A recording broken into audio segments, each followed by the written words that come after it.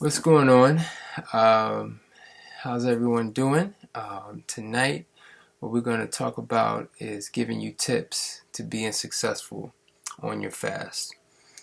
These tips I'm going to talk about, you're going to be able to, or you should be able to use and utilize no matter what type of fast you're going to do, whether it's 1 day, 3 day, 5 day, 7 day, or longer. And essentially, um, it's going to be important. Me myself, I'm going to be starting my fast in a couple of days. December is the month of the year where I choose to do an extended fast, and by extended fast, more than 14 or more than 7 days. And I don't normally recommend a extended fast. Obviously, everyone is different. It depends on the person and what you're dealing with and what your goal is. But once a year, I find that it's very effective and very efficient to do at least one extended fast. But of course, I would be remiss if I did not mention that it is way more powerful to be doing fasting on a regular basis. Just like we can exercise throughout the year, week in and week out.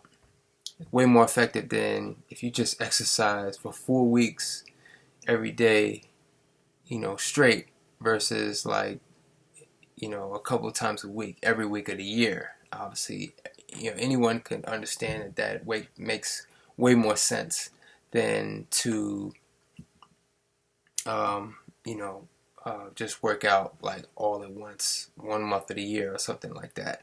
People wouldn't even think to do that. However, a lot of people go into a fast as like a, once in a lifetime event, that this is something that I need to do because I want to have this happen. But it really needs to be a lifestyle practice. It really needs to be something that we incorporate through our lives for the rest of our lives, and that is so important. So, nonetheless, extended fast. Um, and in my last video, I was issuing a personal challenge, and really, this video is a follow up to the video to give you some of the tools and some of the ideas and some of the experiences that I've had that has helped me to be successful on a fast. So, tip number one.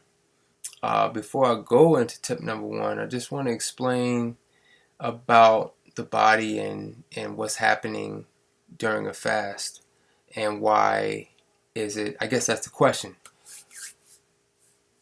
Why is it important to fast? Now, I've talked about this at length, but again, it never gets old because, one thing we need to understand is that no matter how good you eat, I mean, I've been eating a raw diet. I'm coming up on my 15th year of eating all raw. And one thing I've learned in 15 years eating 100% raw foods is that it is just as important, for me to fast.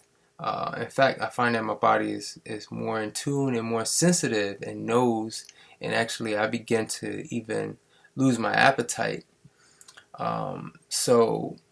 So these are the things that you want to begin to experience as well as you become more in sync with the natural rhythms, the natural cycles of life, and to get the most out of yourself and out of your body.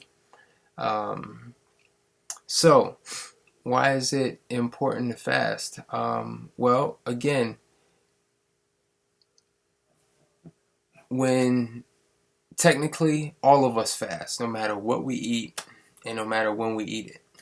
If you go to sleep at night, or if you go to sleep during the day, that is when you fast, essentially. And when you go to sleep and when you fast, your body goes into a healing mode. There's a rejuvenation happening.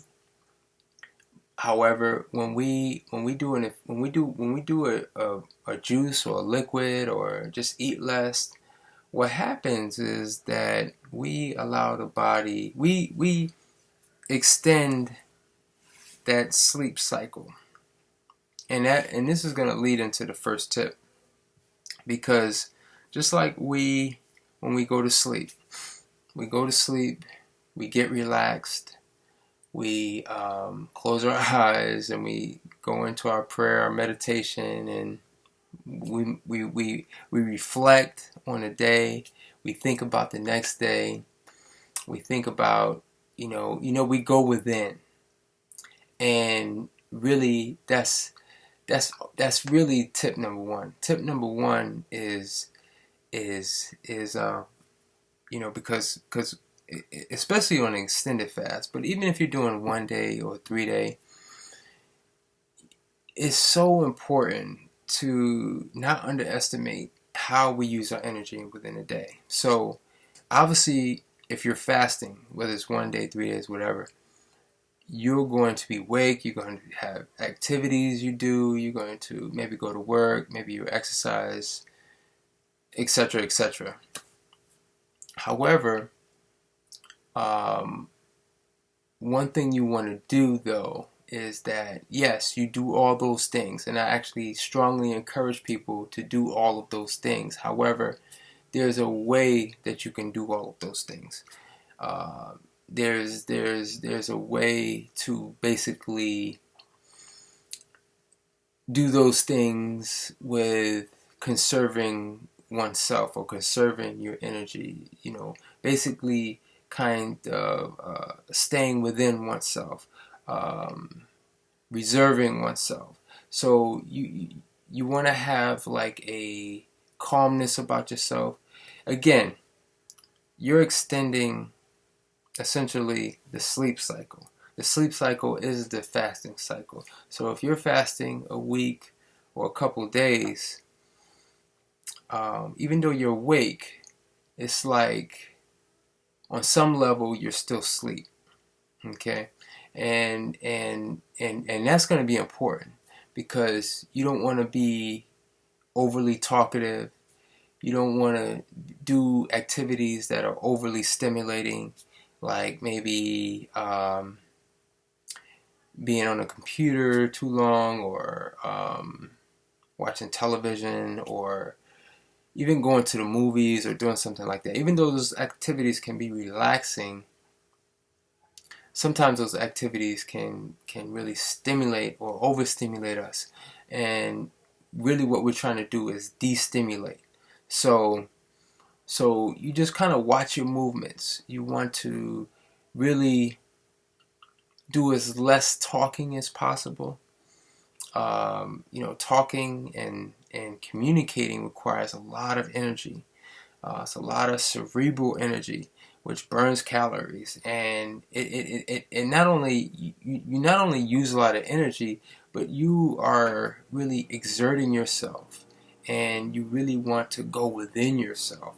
You really almost want it to be like a walking, like say if you or a better word is waking. You want to have like the days that you're fasting. You want it to be like a waking meditation, and if you basically dial it down, as I like to call it, and have this waking meditation during the day. Again, you can exercise, you can go to work, you can communicate as necessary, but anything outside of what is necessary, you're in your waking meditation, you're conserving your energy, that's going to be primary.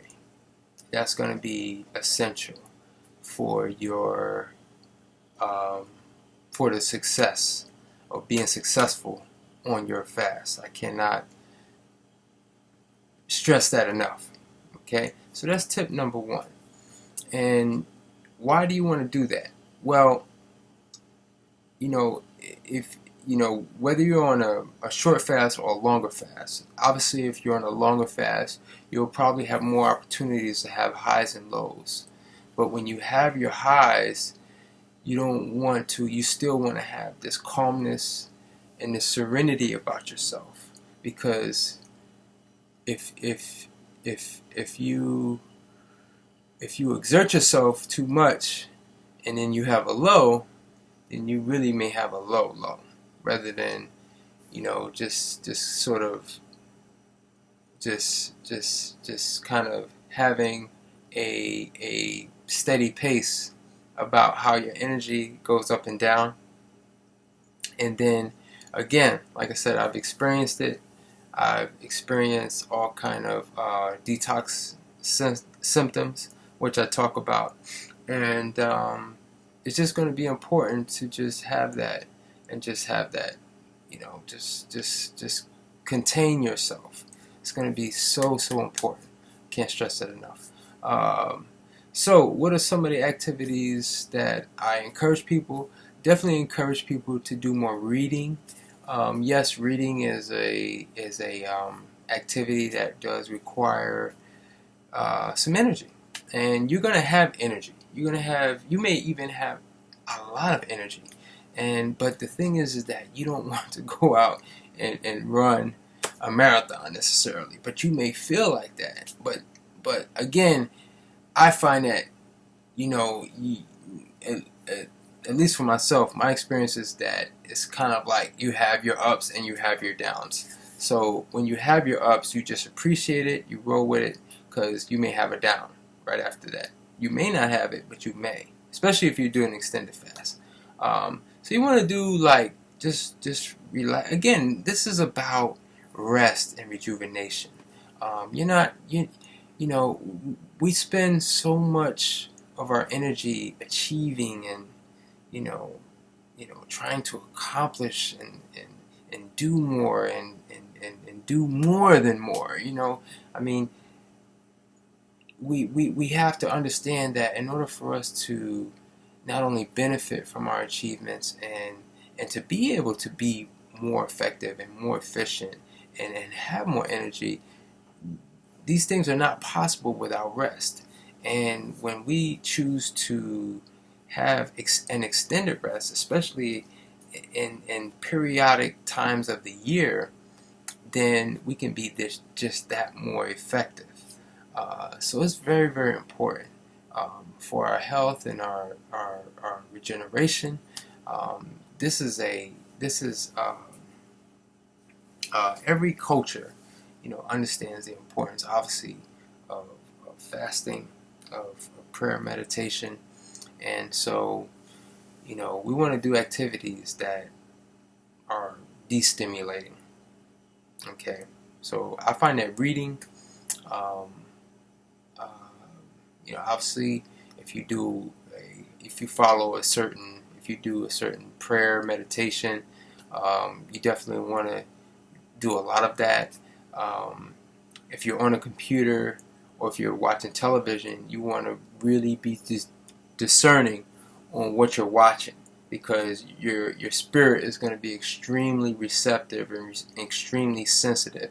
So you don't want to be doing things that are really overstimulating, like you don't want to be watching action movies or very dramatic movies that that are so emotionally moving or emotionally jarring.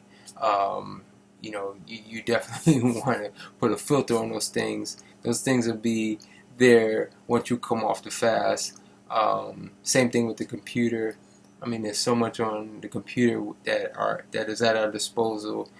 So we definitely want to be doing things that are feeding us in a way that is going to, be more regenerative and less stimulative. So I find that reading, educating yourself on fasting. When I was a beginning faster, one of the things that really helped me, especially when I had those hunger crises, was or those hunger pains, was just reading books on fasting, and that gave me inspiration, and that became essentially my food. But just conserving your energy is I think that I explained that pretty thoroughly. So yeah. So tip number 2 is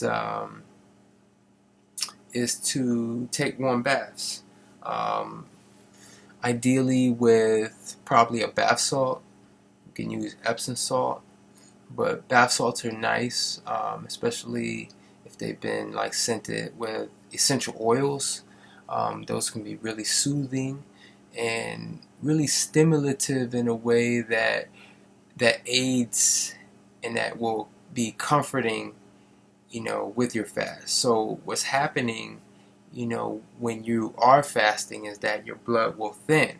And, I spoke about the residues that may be coming out, and sometimes we can use a little help.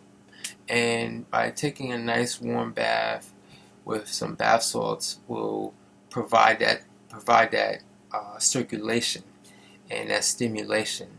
We're going to definitely be more sensitive to cold, and being that we're moving into winter here in this part of the world. Taking warm baths, maybe one at the beginning of the day, one at the end of the day.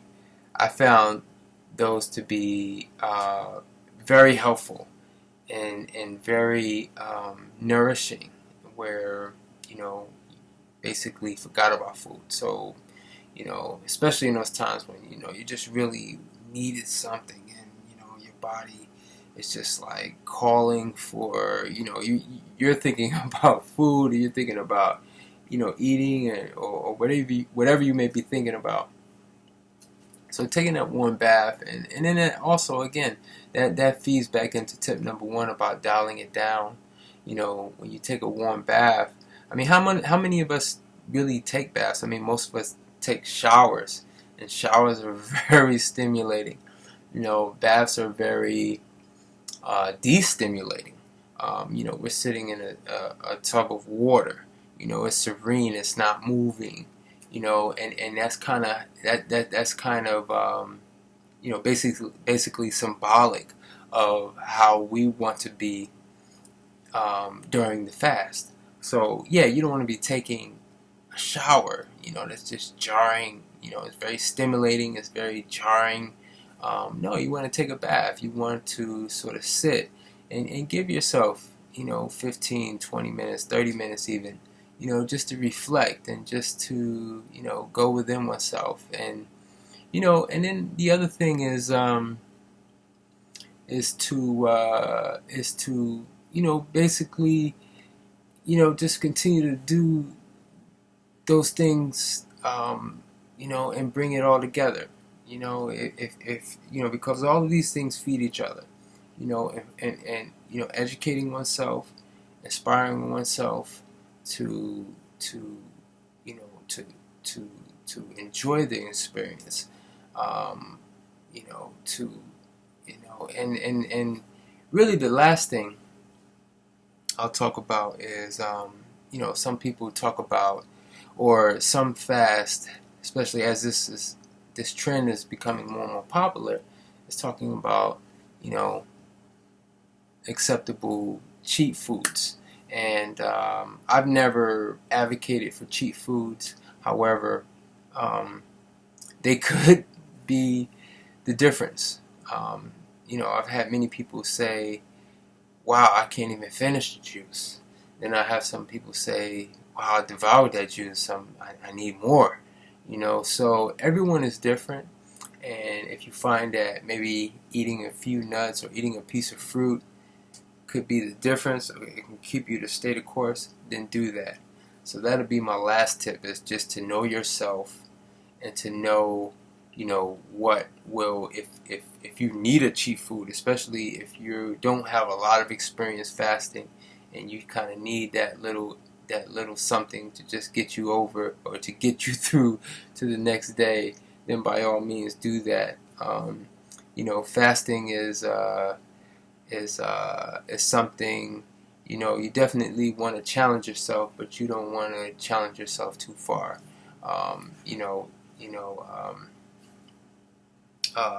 Fasting is a very serious thing, because yes, the body is a self-healing organism, and it is self-healing once we take on fasting as a regular practice. However, we can fast too much too soon, and this is not a race. It's a journey. It never ends. So we want to also keep that in mind. Very, very important. So that's my video. Hope you enjoyed it. Wanted to keep it short and sweet. And questions, comments, hit me below.